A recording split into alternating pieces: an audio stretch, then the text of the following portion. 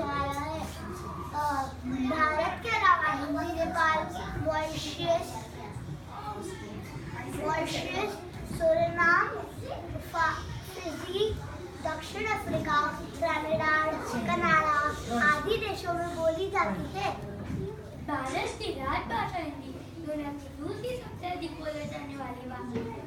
आज हिंदी में काम करने के लिए बहुत सारे सॉफ्टवेयर आ रहे हैं तो इसकी नीति विकास को प्रमाणित करते हैं। अब आ रहे हैं कुछ हिंदी के और जानकारी देने कुशाल नहीं, ज्योतिष और कृष्णा। भाषा के उद्यान में हिंदी के सब कुछ पहलू माधुर्य, सौंदर्य और सुगंध से भरपूर है। माधुर्य के कारण हिंदी मिष्ट है, सौंदर्य के कारण हिंदी शिष्ट है, सुगंध के कारण हिंदी विशिष्ट है।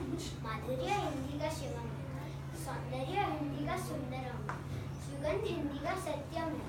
हिंदी की वर्णमाला में वह सामर्थ्य है कि वह संसार की किसी भी बोली और भाषा को जगह लिखित रूप दे सकता है। हिंदी में सामर्थ्य की सुगंध है, जैसा बोला जाता है वैसा ही लिखा जाता है। बोले जाने वाले अक्षरों और लिखे जाने वाले अक्षरों में कोई अंतर नहीं होता, उनमें एकरूपता होती है, भेदता नहीं। उदाहरण के लिए हम बोलेंगे कौन तो हिंदी में लिखेंगे भी थोड़ी, ही लिखेंगे नहीं, परंतु उर्दू, अरबी, फ्रेंच और अंग्रेजी भाषा में को नहीं लिखा जाएगा। धन्यवाद।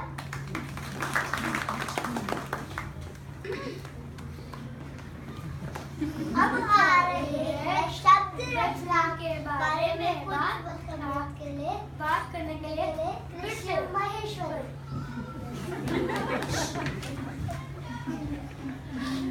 थर्मामीटर या तापमान। थर्मामीटर कहने पर यदि आपने पहले सुना होगा या देखा होगा, आपके मन में एक ऐसी चीज आती है जो आपको बहुत आनंद है और इसका उपयोग स्पष्ट नहीं होता। थर्मामीटर कहने से स्पष्ट नहीं होता और तापमान कहने पर नाटकीय होने पर उसका अर्थ सामने आ ही जाता है कि कोई ऐसी चीज का नाम होगा जो ताप को मापने के काम में आती है।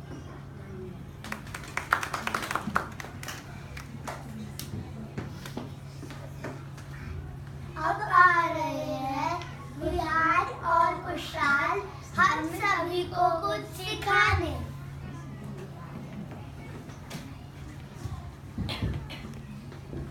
आज हम आपको एक अच्छी सी कहानी सुनाने जा रहे हैं। एक ऐसी कहानी जो हम सभी को एक बहुत अच्छी प्रेरणा देने वाली है।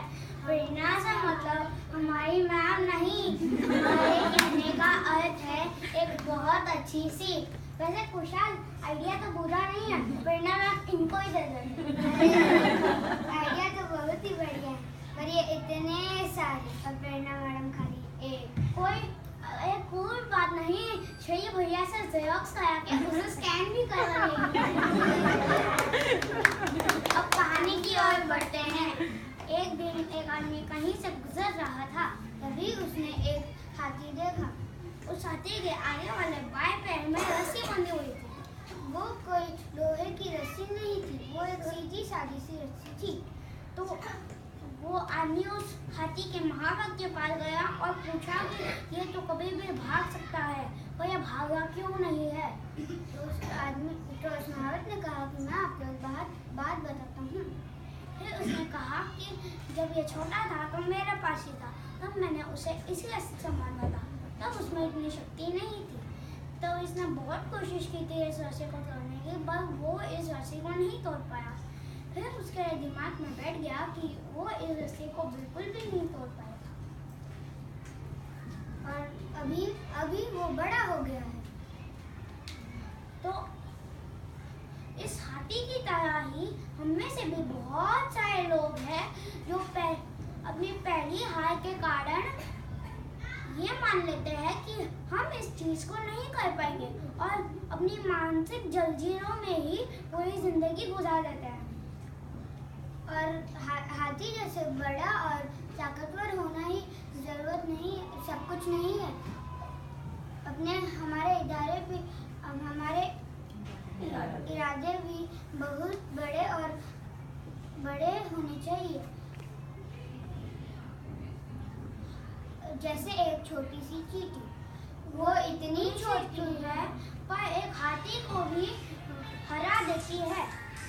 धन्यवाद।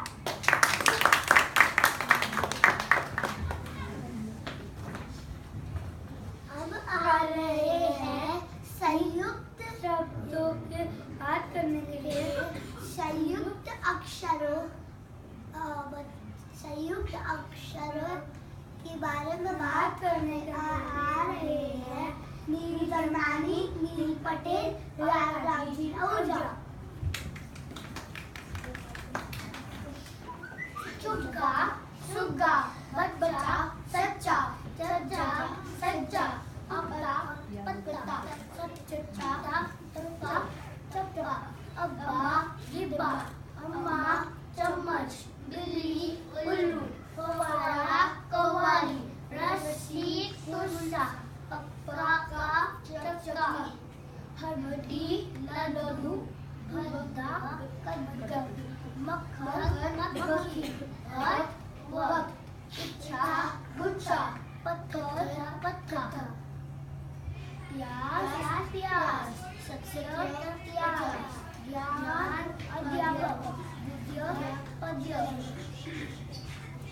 खट्टर, चिट्ठी, बुढ़ा, बुढ़ा।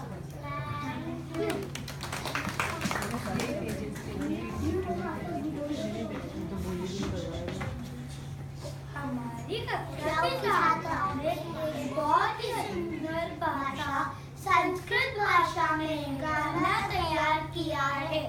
अब वो अपना गाना प्रस्तुत करने आ रहे हैं।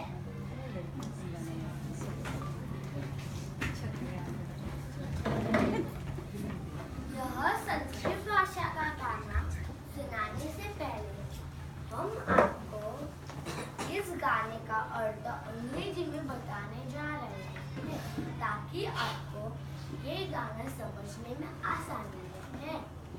Let us always remember. Let us repeatedly speak out. Our duty is to do good to humanity. Let us not focus on material pleasures, nor aim the lap of luxury. Let us always be awakened. Our duty is to do good to humanity. Let us not emulate on our sorrows, nor constantly reflect on our happiness. Let us step up to take action. Our duty is to do good to humanity.